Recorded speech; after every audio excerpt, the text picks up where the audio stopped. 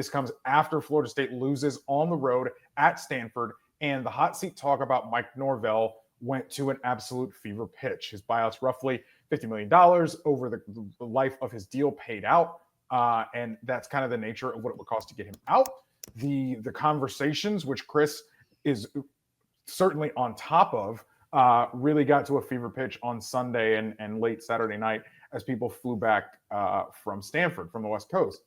So my read on it, and I think it's pretty clear, and I think this is the clearest of the 3 vote of confidence that we're going to talk about here in this segment, but this is just a, hey, everybody chill, we'll get to it Thanksgiving weekend.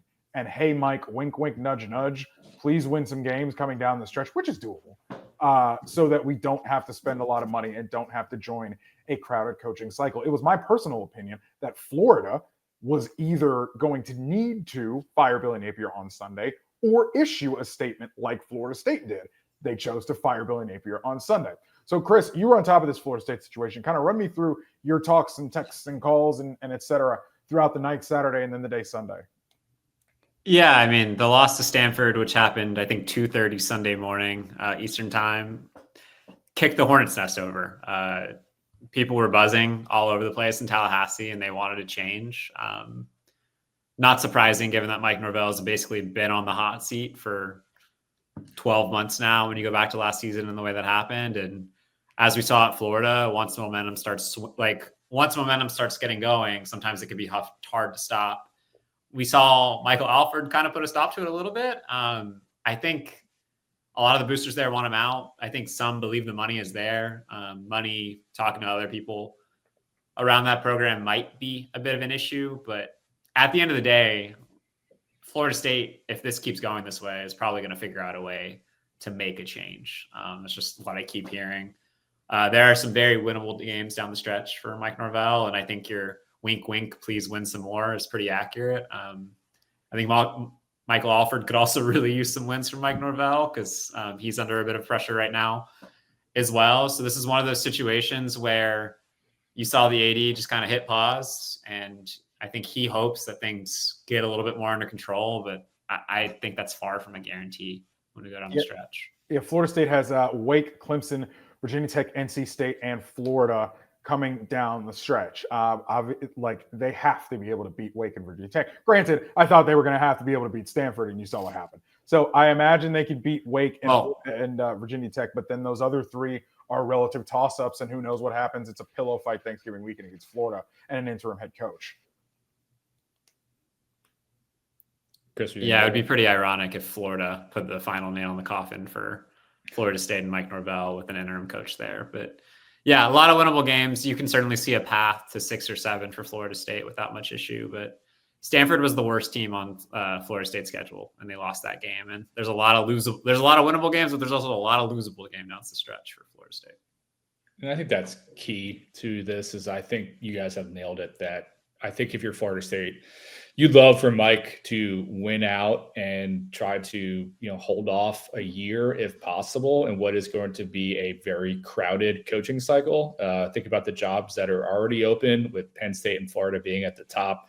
I think there's, we'll get to some other ones. Auburn's another one where I feel like if you're Florida State, you might be competing with those kind of programs. Do you feel like there's a candidate pool out there right now where you can get the guy you want to justify what would be a $80+ million payment to get rid of Mike Norvell and his staff and other people? So I think Florida State right now is trying to calm things down a little bit, trying to not be emotional. And I think, what you saw happening on Sunday was emotions are running wild, right? People are very upset.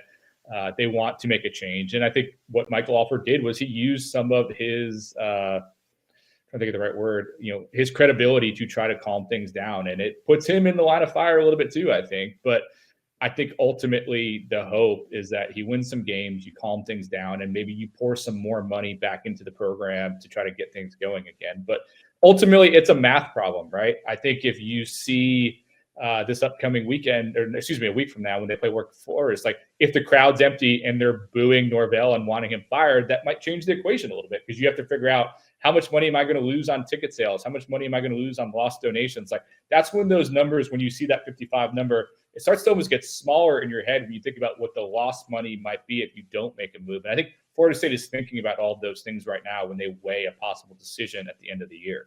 Brand new stadium too. Or at least renovations. It's not nice to have that thing be half empty or what have you, like it could be, like it was at the end of the Pitt game, for instance. But John, like your point is something that I want to get Chris's take on, because I think it's a really, really salient point, which is we talk about dumping money into the roster. That's all well and good, but then it's going to be the third year in a row to try to put deodorant on what, Chris, as we've discussed, is the real problem, which is they have struggled to recruit and develop from high school. And so if your high school foundation is shaky, is rickety, it's all well and good to slap portal pieces on top of it. When it hits, it can be 12-0. When it misses, it can be 2-10 or this start.